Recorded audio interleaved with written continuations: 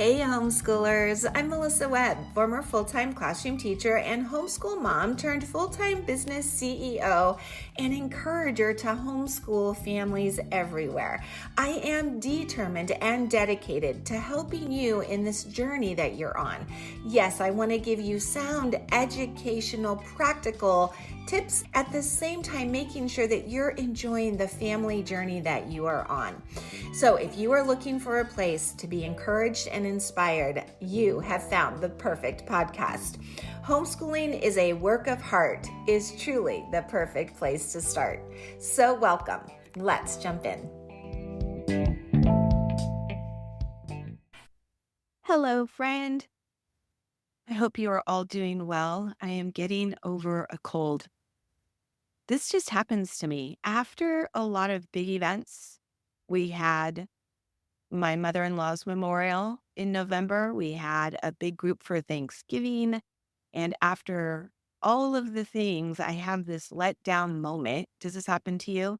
And I feel like my immunity just gets attacked and I end up with a cold. So if I sound a little nasally, today. Please forgive that. But I have a really important episode this week that I think you're going to enjoy. Although I must start with something personal.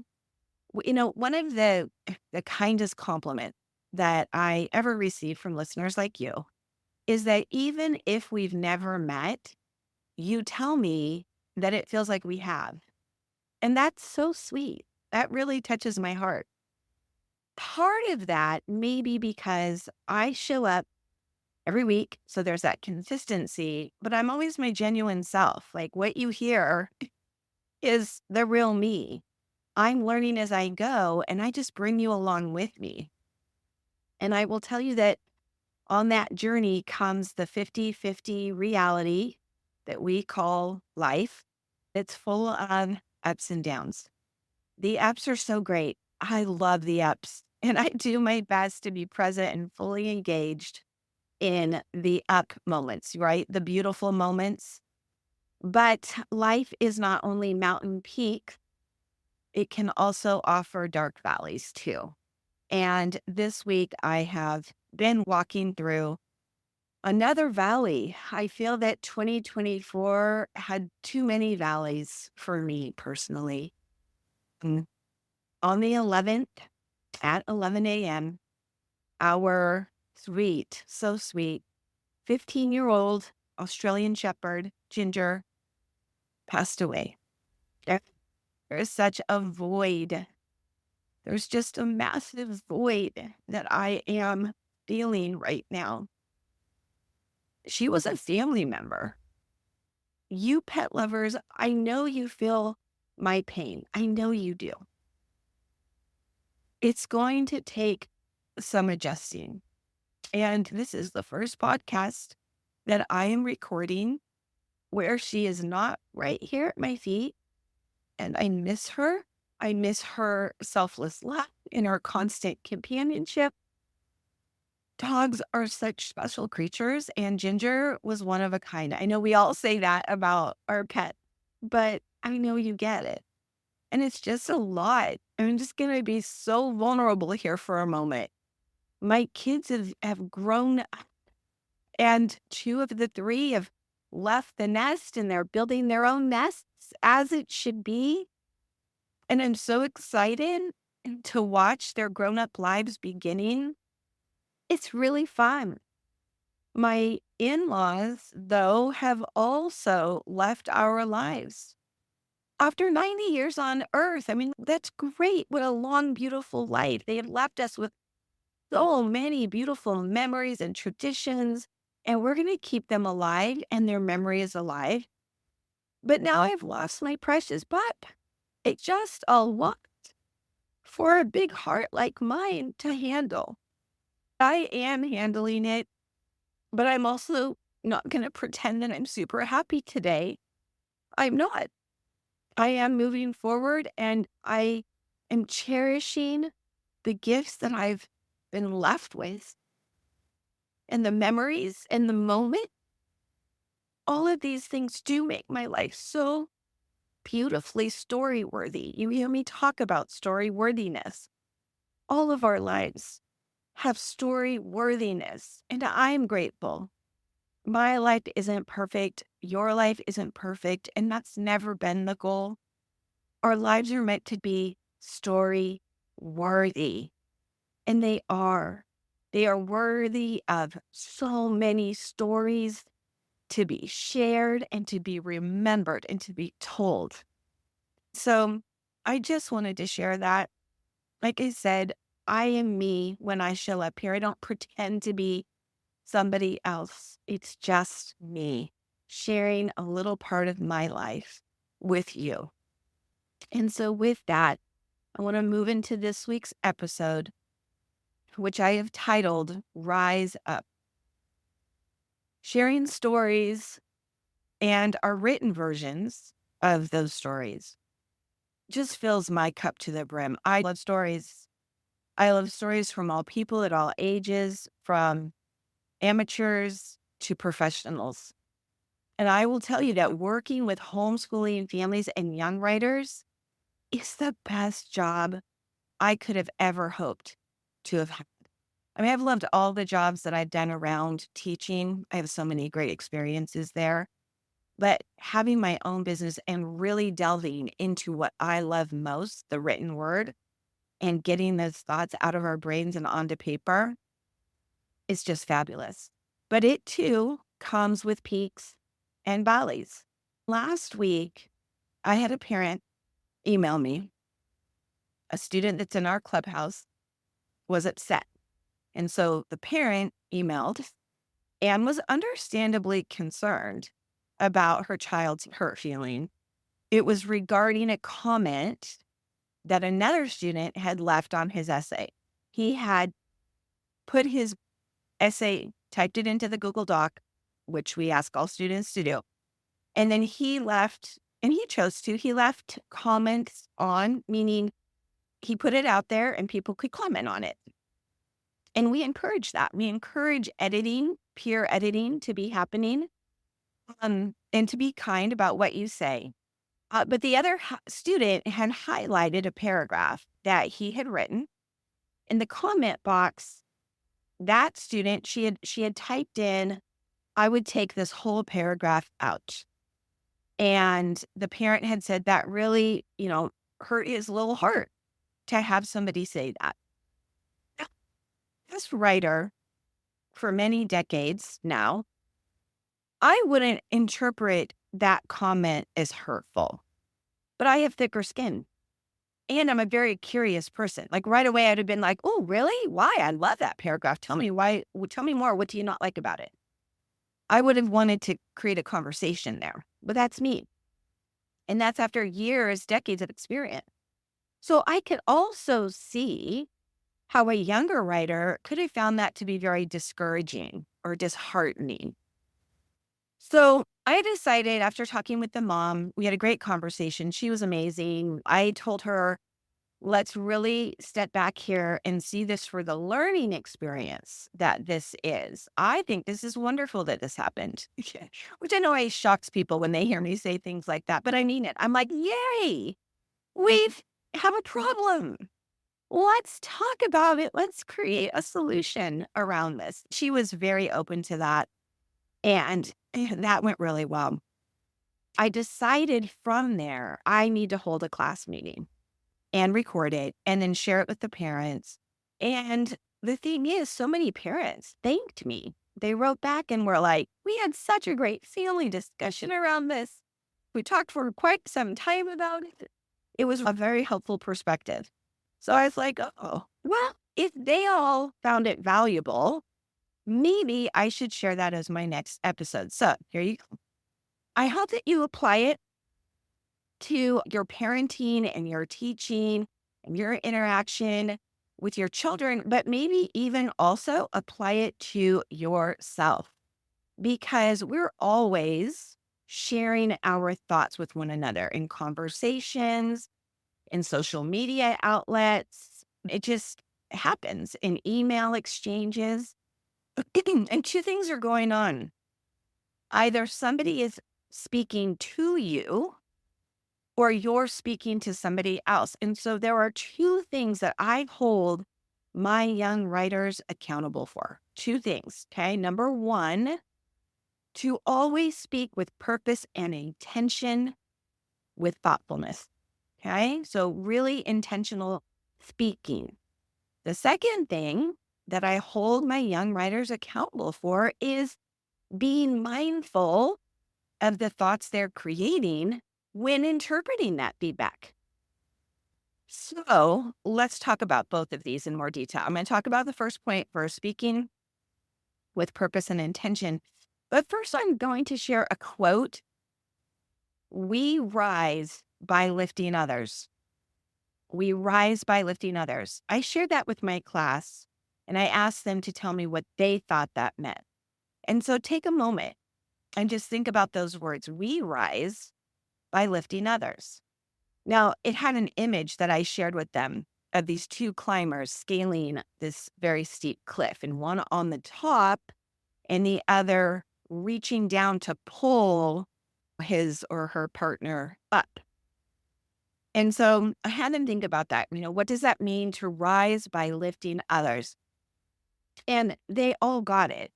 Some were saying, well, it's about being kind and supportive, and that when we're kind and supportive, we not only lift up another person, but we feel good in doing that, meaning it's a win-win.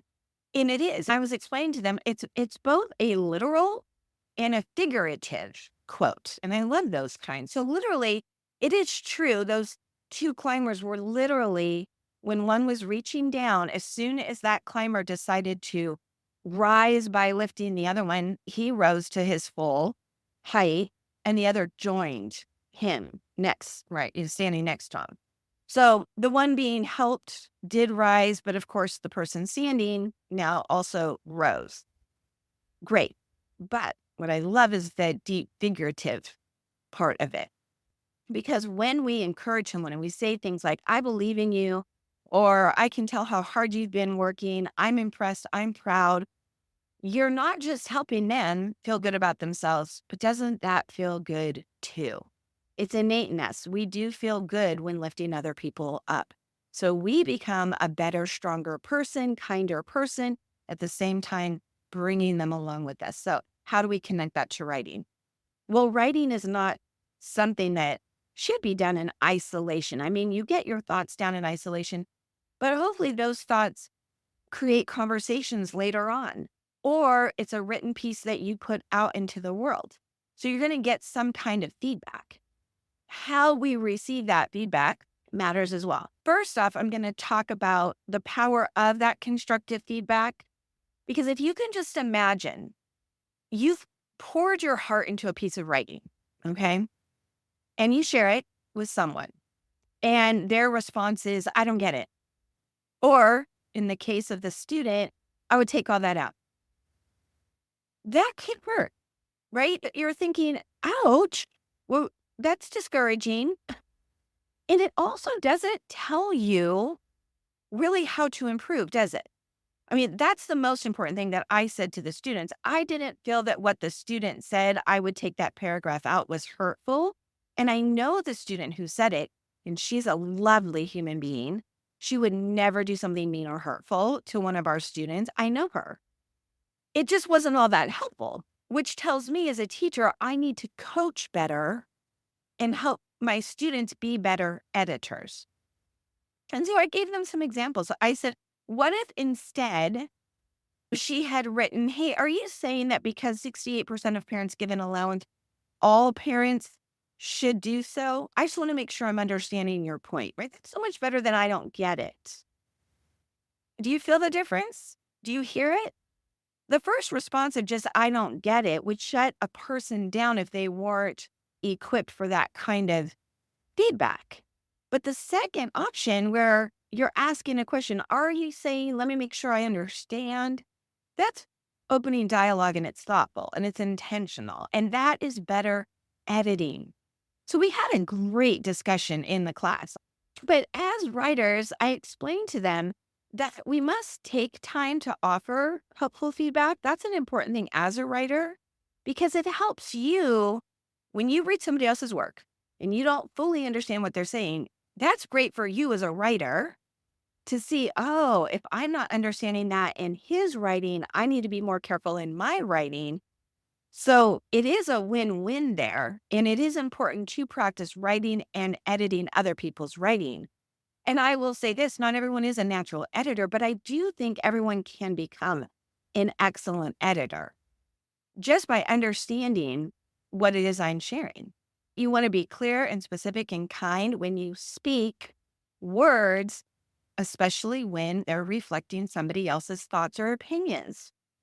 So again, instead of saying something like, just take that paragraph out, I suggested something like, hey, I'm noticing lines 1 and line 4 feel very similar. You might want to consider revising one or eliminating one, deleting one. But what do you think? Get that conversation going. Or instead of saying, it's okay, but not great, again, and I don't think that's mean, but also don't think that's helpful. Instead, I suggested saying something like, I believe if you used a stronger word like responsibility instead of job, your academic writing's going to sound more polished. Say something like that. That's way more helpful than just, it's okay, but not great. You have to tell us why it's in your mind okay or not great. And I tell that to the students too. Remember, when somebody gives you feedback, that's just their opinion. You do not have to agree with that. If somebody says, this paragraph doesn't land for me, I don't really love this paragraph because blah, blah, blah. At the end of the day, you're the writer. And you can say, thank you for your feedback. We're going to have to agree to disagree. I love that paragraph. It's staying. So that's important as well. When we speak, make sure that you as the parent are giving helpful feedback to your children, and make sure that when your children are maybe doing some peer editing, that they too are being super helpful in the responses that they give. It really not only helps everyone become a better writer, but it actually helps us become better thinkers too.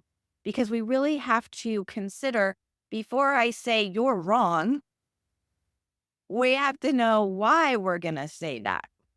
What in your mind is making you think that's wrong just because somebody doesn't have the same opinion that you have? Let's be more helpful in what it is we're saying to one another. And again, yes, you can take this beyond just writing. This can be relational. Okay. The second thing that I talked about in this class meeting was how important it is to manage your thoughts as a writer. Now, this is the other side of the equation. This is when you're receiving the feedback. Sometimes I have had feedback that stings. So I get it. Your brain wants to jump to something like, oh, they didn't like my work, or they didn't like my writing. Or in the case of many children, they'll say, that was so mean. But here's the thing. Most people are not trying to hurt another person. I mean, there are those cases out there, of course, we know that. But I mean, in the world we live, the people that we allow inside our world, our tiny world, they just haven't learned how to give good feedback. That's really what's happening here. And that's what I explained to this parent. I do not believe that student at all was trying to be hurtful. That student just didn't know how to be more helpful. So, as the person receiving the feedback, it's important to not let those kinds of comments be seen as discouraging. So, we have to train our brain. The brain first is going to want to say, ouch. And then we say, no, no, no, I want to get curious instead. So, I told all of my class, if somebody gives you feedback like, I don't get it, did you know you could turn around and ask them a kind question like, oh, what part didn't make sense to you? I'd like to know more. Or if they say, I take that out. Ask, why? Why would you take that out? And again, you don't have to agree with them. You could be like, I'm just curious. Thank you for your input. I'm leaving it as is. And here's why that is so important. Our thoughts are going to shape our experiences. They just do. So if we want to interpret every piece of criticism as a personal attack, It's going to be challenging to get past that and grow as a writer because we're taking it as a personal dig. We don't want to do that. But if you can approach feedback with curiosity and grace, you will always find an opportunity to grow and improve. Again, yes, this absolutely connects in relational ways as well. So just kind of keep that in mind as you move forward today in the conversations you have or emails you receive, all of that, or a social media post that you read. Okay. The bigger picture that I left all of my students with was this. I believe that writers are amazing people. They are the bravest of the brave because they have decided to take their thought that they've created in their minds and expose them by putting them out. Whether they speak them, write them, they're putting them out into the world for everyone to read. And even if that's a small little piece of the world, it takes courage. I just tell my students all the time how proud I am of them for being so brave and courageous to put their work out there and share it with others to see. Here's the other thing I know about today's kiddos, and I tell my students this all the time. They are so kind and thoughtful and full of incredible potential. This generation gives me so much hope for the future because one day these tremendous young people whom I have the privilege of teaching, and it is a privilege. I thank their parents for trusting me in this little part of their life's journey. They're going to become the leaders of our communities and our cities, maybe even our country. And the words that they are writing and willing to share, the way they lift others up with those words, as creators, of course, but also as editors giving feedback to others, it's going to matter. So I ask them to commit to one, an intention, lifting others up, and two, being mindful of their thoughts and rising to even greater heights. Writing is more than just putting words on a page. It's about connection and understanding and growth and stories and sharing those stories. So whether you're giving feedback or you're receiving it, or maybe you're just putting your story into the world, I want us all to remember this great quote. We rise by lifting others. So rise up and ride on.